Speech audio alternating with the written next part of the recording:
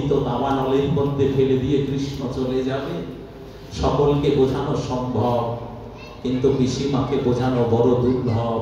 কারণ তিনি ছিল ধর্মভীরু, তিনি ছিল দার্শনিক জ্ঞানী, তিনি ছিল শুদ্ধ আত্মার সেই প্রকৃত জ্ঞান সম্বন্ধে বিজ্ঞজন। যেমন আমাদের সনাতন ধর্মে শুধুমাত্র পুরুষেরাও জ্ঞানী নয়, নারী মূর্তিকেও জ্ঞানী বলে বড় আখ্যায়িত করেছে। সেই মাদ্রি থেকে শুরু করে গার্গী থেকে শুরু করে হাজার হাজার মহামহীয়সী নারী বৃন্দ এই সম্পদকে, এই সনাতনকে বড় সমৃদ্ধ করেছে।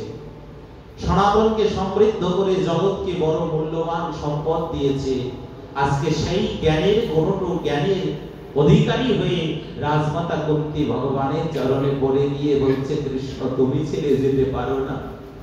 কৃষ্ণ যখন বলছে, পিসিমা তুমি এমন ভেঙে পড়ো না, তোমাকে তো সবই দিয়ে গেলাম, আমি তো কিছু নেই নাই। জানো পিসিমা, আমি সবাইকে সবকিছু দিয়েই চলে যাই, কিন্তু বিনিময়ে আমি কিছু নেই না।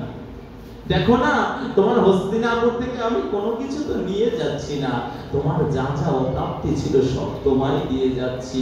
কুন্তী ডেকে বলছে, এটাই তো আমার দুঃখের কারণ, তুই সবকিছু দিয়ে চলে যাচ্ছিস, কিন্তু তুই শূন্য বাবা, তুই শূন্য হাতে কেন যাচ্ছিস?